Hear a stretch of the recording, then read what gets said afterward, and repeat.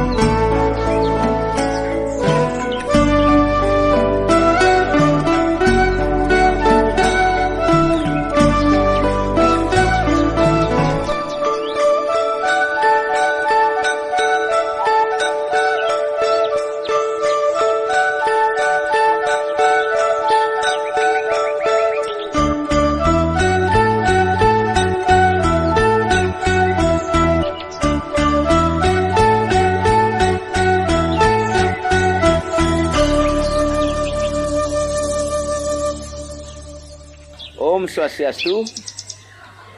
Jadi selamat sore. Nah, pada hari ini sebenarnya adalah merupakan hari raya terbesar Muslim, hari kedua. Jadi untuk itu terlebih dahulu saya ingin menyampaikan kepada seluruh kerabat, ya seluruh teman-teman, seluruh bangsa dan rakyat Indonesia yang memeluk agama Islam, saya mengucapkan selamat Hari Raya Idul Fitri. Ya, semoga dengan hari raya ini betul-betul kita bisa mengatasi, mengendalikan dan tentu mengontrol seluruh emosi-emosi kita dan menuju pada arah kedamaian. Ya. Ya, Pak Tut, saya senang sekali bertemu dengan Pak Tut. Boleh nggak kami bertanya-tanya, Pak Tut? Baik ya. Pertanyaan pertama kami, Pak, mengingat penerbangan internasional ini sudah dibuka oleh Bandara Igusti Ngurah Rai, Pak. Tentang pariwisata. Gimana pariwisata sekarang sudah mulai menggeliat, Pak? Menurut Bapak sebagai owner Toyo Pasha, gimana cara Pak memasarkan atau promosi daripada Toyo Pasha ini, Pak? Baik, memang kita sangat berterima kasih kepada pemerintah ya dengan telah dibukanya penerbangan internasional menuju Bali melalui Pelabuhan Ngurah Rai, dan tentu dengan peningkatan pariwisata, khususnya pariwisata mancanegara ini, ya kami percaya bahwa pariwisata Indonesia, khususnya Bali, akan menggeliat kembali setelah hampir lebih daripada 2 tahun. Itu betul-betul kita dilanda oleh satu permasalahan tidak adanya pendapatan untuk sektor pariwisata ini. Secara pelan-pelan memang meningkat, tetapi dengan peningkatan penerbangan melalui Bandara Ngurah Rai, ya tentu kami sekali lagi menyampaikan terima kasih yang sebesar-besarnya kepada pemerintah. Nah, ini juga tidak terlepas daripada bagaimana upaya daripada sektor pariwisata, upaya daripada pengusaha-pengusaha di bidang pariwisata untuk menarik wisatawan yang sudah memasuki Bali ini. Dan ini di era digitalisasi, ya, maka kita tidak terlepas bahwa untuk bisa mempromosikan ini tentu melalui cara-cara yang bersifat digital, melalui sosial media, ya ini yang utama. Tapi terlepas daripada itu, ya bahwa betapapun kita gencarnya melakukan marketing, tetapi kalau dari segi operasional kita tidak mumpuni, kalau dari segi infrastruktur kita kurang memberikan daya tarik, maka nggak akan bisa mampu menarik pariwisata ke masing-masing perusahaan, khususnya Toya Devasya ini. Jadi oleh karena itu, di masa pandemi ini selama 2 tahun lebih, ya Toya Devasya tidak pernah diam. Jadi hanya 3 bulan kita lockdown, dan dalam masa 3 bulan itu pun kami tidak diam. Jadi kami mempekerjakan orang-orang yang tadinya berfungsi untuk sebagai waiter, waitress, atau sebagai tukang masak, karena nggak ada lagi, itu kita pekerjakan untuk melakukan sesuatu yang bisa kita lakukan. Di samping juga tentu ada tukang-tukang yang masih tersisa. Dan ini kita blok tempat ini, kita blok, nggak boleh keluar berinteraksi, tetapi kita sediakan makanan semuanya ada di sini, ya. Kita bekerja dari pagi, nah kecuali orang-orang lokal yang ada di seputaran Toya Bungkah ini. Nah ini kita lakukan, dan terus kemudian setelah 3 bulan kami melakukan, udah memberanikan diri harus dibuka, nggak kita tutup, buka betapapun beban yang berat bagi kami. Nah tapi ini kita sampaikan kepada karyawan, karyawati, ya untuk sama-sama ya memiliki perusahaan ini. Jadi sempat tidak berbayar sama sekali, ya, begitu naik pariwisata sedikit, barangkali sekitar 25% kita bayar. Nah begitu meningkat 50%, jadi sangat tergantung daripada pendapatan ini. Nah di sisi lain kami juga berbicara pada karyawan secara kekeluargaan, ya menyampaikan bahwa ya kita nggak mampu bayar. Kalau kita bayar semuanya ini, kita nggak bisa melakukan perbaikan pembenahan. Jadi kita berbagi. Nah, disinilah perlunya komunikasi yang terbuka kepada karyawan kita.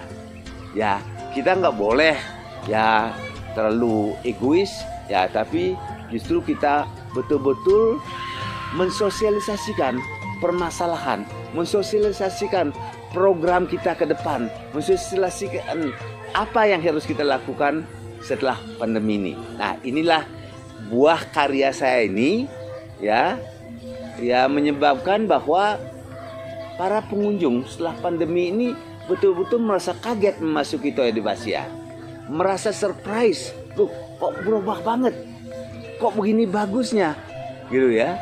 Nah, ini yang saya rasakan. Jadi ya inilah kita harus mempunyai strategi-strategi tertentu. Nah, ini yang kami katakan kita harus memiliki betul-betul jiwa entrepreneurship. Apa jiwa entrepreneurship itu? Kita satu harus berani ngambil risk. Ya, walaupun tentu mitigasi risk itu tetap kita lakukan. Kita harus kreatif. Ya, menciptakan sesuatu. Kita harus inovatif. Nah, ini yang kita lakukan. Selalu berubah. Selalu ada pembaharuan. Nah, sehingga orang yang datang, jangankan 2 tahun yang datang, yang datang 1 bulan absen saja di Toya Devasya, merasa surprise. Wah, tadi sebulan yang lalu nggak ada ini, sekarang udah ada. Nah, ini yang kami lakukan, ya bahwa banyak sekali pembenahan yang kami lakukan di Toya Devasya. Banyak sekali lini bisnis baru yang kita create. Ya, mungkin hal yang baru diantaranya di tempat kita duduk ini, harbor. Ya, jadi harbor ini, nah kita terus mengelola water sport, makanya ada harbor. Ya, inilah suatu hal yang baru. Belum lagi yang lain-lain. Nah, mungkin ya yang baru masuk itu parkir tadinya kumuh, sekarang udah luar biasa dan luas, nyaman gitu ya. Nah, ini langkah-langkah kita harus betul-betul selalu berinovasi. Ya, marketing penting, tetapi operasional, infrastruktur, nah ini harus betul-betul menunjang daripada marketing. Nah, itulah ya juga produk kita. Produk kita yaitu sedangkan apa yang kita jual. Core bisnis kita udah tahu semuanya. Kolam renang air panas yang satu-satunya ya memiliki 9 pool yang besar di kawasan ini, ya. Itu produk ya core bisnis. Ya, belum lagi kita memanfaatkan danau ini menciptakan water sport. Ya, kita menciptakan alam ini, ada hiking, ada cycling, ya. Ya, itu yang kita lakukan. Belum lagi kita bicara yaitu masalah kulineri. Ada restoran Itali, ada restoran Balinese lokal, ada restoran Chinese, ada European, ada juga vegetarian. Nah, ini ya semuanya adalah inovasi. Nah, belum lagi penginapan kita. Penginapan kita juga ada villa yang sangat eksklusif, private pool, hot spring. Nah, tapi di satu sisi juga ada yang betul-betul penginapan untuk rakyat, untuk yang income-nya barangkali tidak setinggi harus menyewa villa. Nah, ini kita punya tenda, ya tenda yang cukup banyak, 50-an tenda. Nah, jadi kalau orang datang ke Toya Devasya ini bisa menikmati banyak hal. Nah, itu oleh karena itu maka saya katakan Toya Devasya merupakan one stop tourist destination, menjadi destinasi gitu. Nah, ini Pak Sarjana mungkin ini yang kita lakukan, Pak. Jadi strategi is not only marketing, ya bagaimana meng-create sesuatu, ya baik dari production-nya, infrastrukturnya, terus juga ya operasionalnya, services dan sebagainya, pelayanan itu. Nah, ini yang kita lakukan, ya. Pertanyaan kedua, Pak. Nah, Pak sebagai ketua PARI, Pak, di Kabupaten Bangli ini, Pak, bagaimana Pak membangun komunikasi dengan Pemkab, khususnya Pak distribusi dan pajak? Oh ya, ya baik. Ya memang pertama untuk saya berterima kasih ya telah didukung teman-teman, dipercaya oleh teman-teman sebagai ketua PHRI Bangli. Nah, ini tentu dipilih oleh anggota-anggota pengusaha. Ya, nah dalam konteks itu tentu kita berpijak pada dua hal. Satu, harus bagaimana kita betul-betul memperjuangkan kepentingan pengusaha ini. Ya, kita bisa bekerja sama dengan Pemda, Pemkab, bagaimana membangun kawasan pariwisata ini. Jadi ini menjadi suatu hal yang interlinkage, keterkaitan yang besar antara peran pemerintah, peran swasta. Ya, pemerintah tentu ekspektasinya adalah PAD. Ya, PAD. Nah, pengusaha ekspektasinya adalah bagaimana investasi yang dilakukan bisa memberikan manfaat kepada perusahaan. Nah, ini kadangkala itu boleh dikatakan terjadi benturan. Nah, khususnya masalah retribusi ini.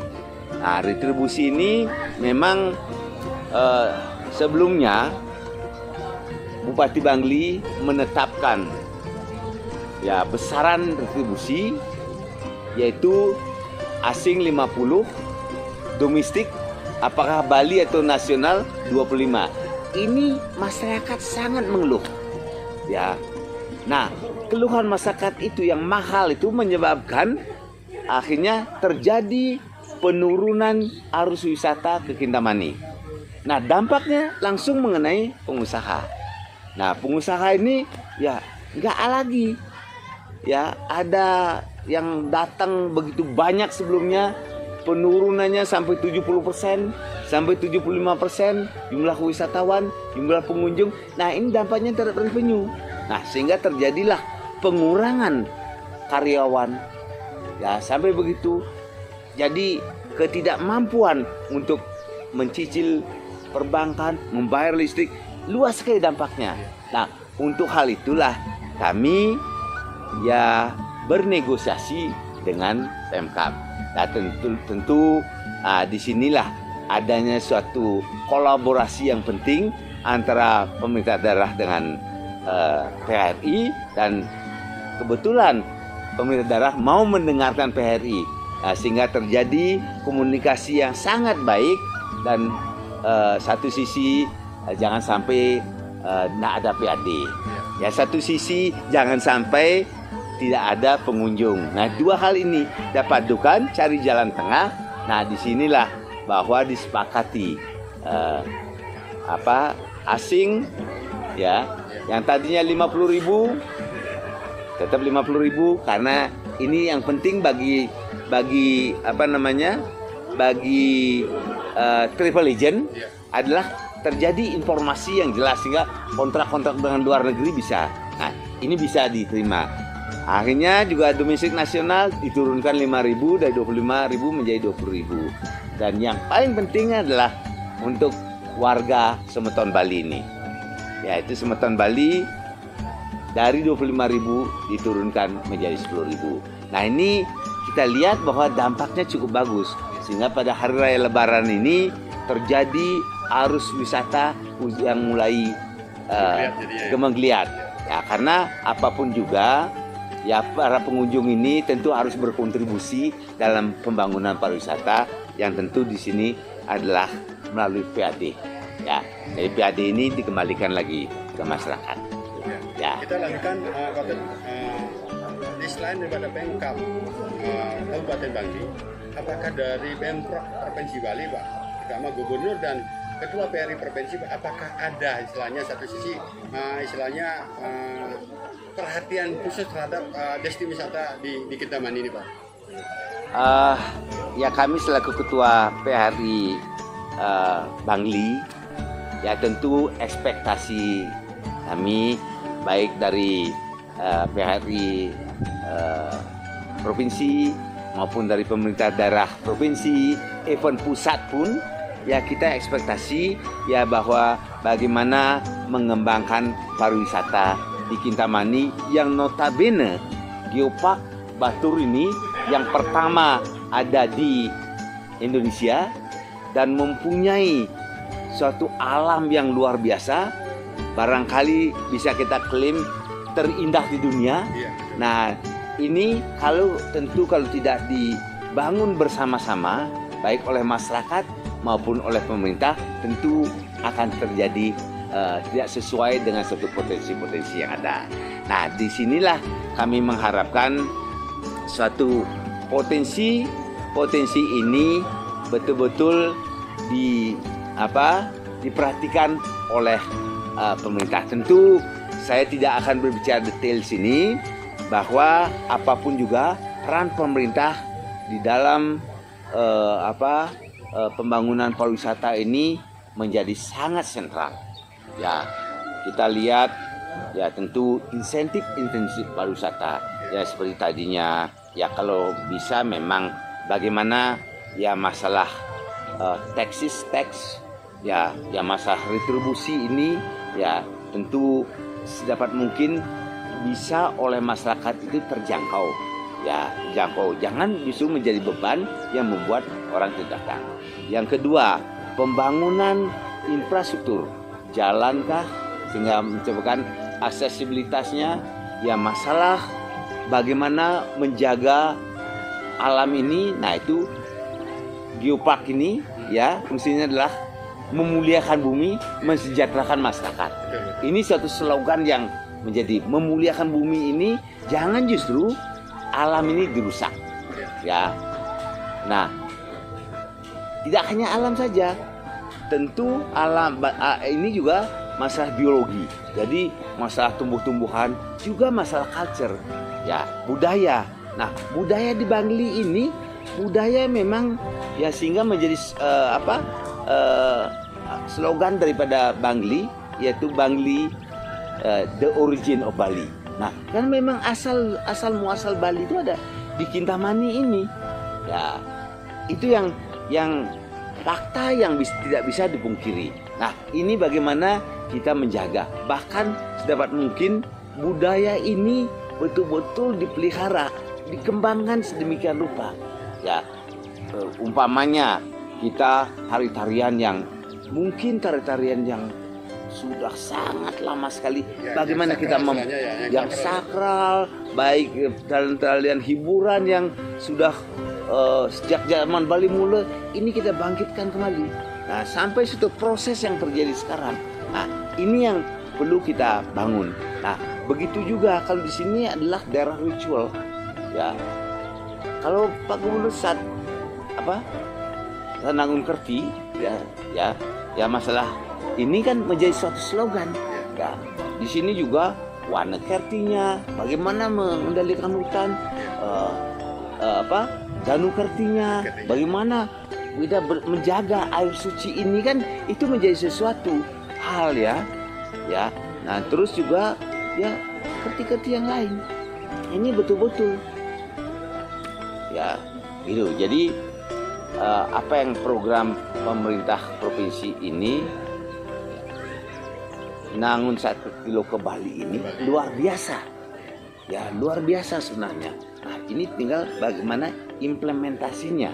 Ya, implementasinya betul-betul danau ini yang memang merupakan danau suci, jaga kesuciannya, bersih. Nah, ini kan. Nah, warna kerti, hutan-hutan kita tanamin kembali. Nah, kan itu kan. Nah, ya seperti itulah. Ini program Pak Gubernur luar biasa. Nah, mudah-mudahan ini bisa terwujud untuk Bangli ini, dan kita dengar bahwa Pak Gubernur punya program pembangunan geopark ini yang luar biasa, yang tentu sesuai slogannya memuliakan bumi, mensejahterakan rakyat, mensejahterakan manusia, ini akan terwujud. Ya, itu. Ya. Halo Pak, tadi terkait dengan ada provinsi dari BHRI. Nah, sekarang Pak di daerah, di cara mikro Pak, di Kabupaten Bangli Pak, apa langkah-langkah Pak untuk satu sisi program-program yang dilakukan BHRI di Kabupaten Bangli Pak untuk 2022 ini Pak? Nah, kalau kami di BHRI adalah memang ya karena sifatnya adalah merupakan suatu organisasi sosial ya daripada pengusaha bidang perhotelan dan restoran, yaitu tentu kita mencoba satu adalah betul-betul bisa menopang sejalan dengan program pemerintah untuk mengembangkan pariwisata ini, bagaimana meng-create satu kualitas pariwisata yang lebih baik. Dari segi pelayanan, dari segi makanan, dari segi infrastruktur. Nah, ini menciptakan kedamaian. Nah, sabta pesona itu harus kita betul-betul jaga. Nah, itu kan. Nah, ini kita basisnya adalah itu. Nah, bagi pengusaha ini tentu ada berbagai keluhan, umpamanya yaitu masalah perizinan. Ya, ini ya kita perjuangkan lah. Ya, dipermudah masalah perizinan itu. Nah, jangan hanya berkepentingan terhadap pajaknya saja. Ya, pajaknya dipungut, izinnya nggak diberikan. Ini kan tidak fair gitu lah. Demikian juga masalah, ya kita harapkan juga para pengusaha juga fair terhadap umpamanya ada pajak PHR yang 10% yang merupakan titipan dan kita tinggal memungut saja. Ini kita lakukan. Ya, juga hal-hal lain ya tentu ya bagaimana kita bisa mendorong pemerintah mengurangi biaya daripada pariwisata ini. High cost of tourism ini hindarkan karena ini membuat reluctances orang akan datang secara psikologis. Ya, kalau udah biayanya memasuki suatu kawasan mahal, ya ini tentu wah tempat lain aja deh gitu. Ya, seperti itu. Jadi ini perjuangan-perjuangan kita untuk terus berkolaborasi dengan pemerintah, sehingga dengan kolaborasi ini satu, pemerintah memahami apa sih yang menjadi suatu sasaran daripada keinginan daripada pihak pengelola pariwisata. Jadi pengelola pariwisata pun paham dengan bagaimana bisa membantu pemerintah dalam membangun kawasan pariwisata ini melalui PAD, peningkatan PAD. Ya kira-kira seperti itu gitu. Luar biasa. Terima kasih Pak Tut atas bincang sore ini Pak. Dalam artian satu, saya sangat puas Pak dengan apapun Pak sebagai Ketua PARI, dan kedua sebagai satu sisi ya pengusaha dan sebagai owner daripada PYD Bahasa Pak. Perbincangan ini saya akhiri dengan para mesanti Pak. Om Santi. Terima kasih.